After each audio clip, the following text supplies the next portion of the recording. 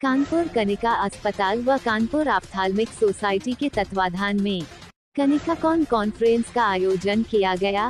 कार्यक्रम के chairperson doctor शरद वाजपेयी ने बताया कि कॉन्फ्रेंस में नेत्र रोगों से संबंधित भारत देश के प्रमुख विशेषज्ञों ने भाग लिया है तथा नेत्रों की जटिल बीमारियों का नई तकनीकों द्वारा ऑपरेशन कनिका हॉस्पिटल में किया गया व भारत के विभिन्न राज्यों के नेत्र विशेषज्ञों ने कार्यक्रम में भाग लिया व नेत्र संबंधित समस्याओं का निवारण किया। कॉन्फ्रेंस में नई दिल्ली से डॉक्टर एस.के. नारंग, इंदौर से डॉक्टर अमित पोरवाल, जयपुर से डॉक्टर समरेश, लखनऊ से डॉक्टर जतिंदर वाही, डॉक्टर बेला, डॉक्टर विशाल कटियार, डॉक्टर दिवाकांत मिश्रा, वरिष्ठ नेत्र सर्जन डॉक्टर सत्यजीत सिन्हा पटना से व डॉक्टर अनुपम आहूजा अलीगढ़ ने उपस्थित नेत्र विशेषज्ञों को स्किल ट्रांसफर व चर्चा की।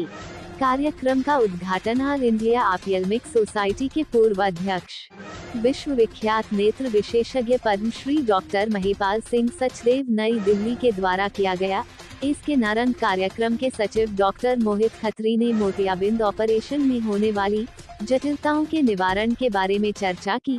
कानपुर ऑप्थाल्मिक सोसाइटी के अध्यक्ष डॉक्टर मनीष महेंद्रा ने कनिकाकॉन द्वारा आयोजित कार्यशाला के माध्यम से नेत्र विशेषज्ञों को स्किल ट्रांसफर की सराहना की। कार्यक्रम में कानपुर ऑप्थाल्मिक सोसाइटी से doctor Sangeeta Shukla, doctor Sonia Damle, doctor AS.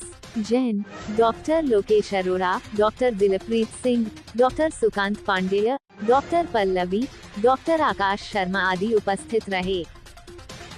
मैं डॉक्टर शरद वाजपेयी, नेत्र सर्जन, डायरेक्टर कनिका हॉस्पिटल। आज की जो कॉन्फ्रेंस है ये प्रतिवर्ष हम लोग करते हैं साल में एक बार, और ये चौथी बार कर रहे हैं।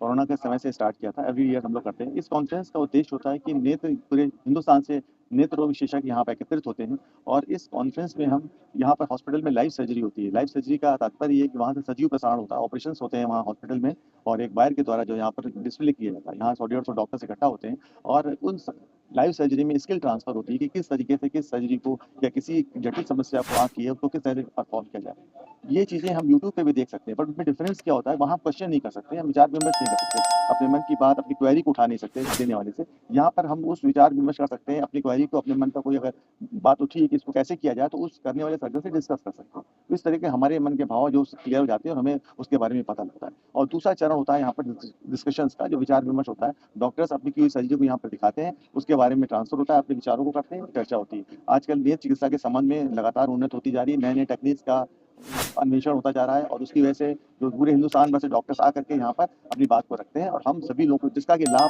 हमारी जनता को मिलता है। जिस काम के लिए लोग दूसरे शहरों में जाते थे, दिल्ली बम्बई जाकर के ऑपरेशन कराते थे, वो ऑपरेशन अब यहीं पर हम लोग कर रहे हैं। और कोई किसी चीज़ की कमी है तो मशीनों की उपलब्ध हो रही है कि सारी फार्मा इंडस्ट्रीज के लोग हैं जहाँ पर, वो भी मशीनें लेके आए हैं। उन मशीनों द्वारा हम समझ रहे हैं जिन नई मशीनों की आवश्यकता है उनको लेकर के हम आगे कानपुर या कानपुर के आसपास के जिलों के लोगों को वो सुविधा प्रदान कर सकते हैं।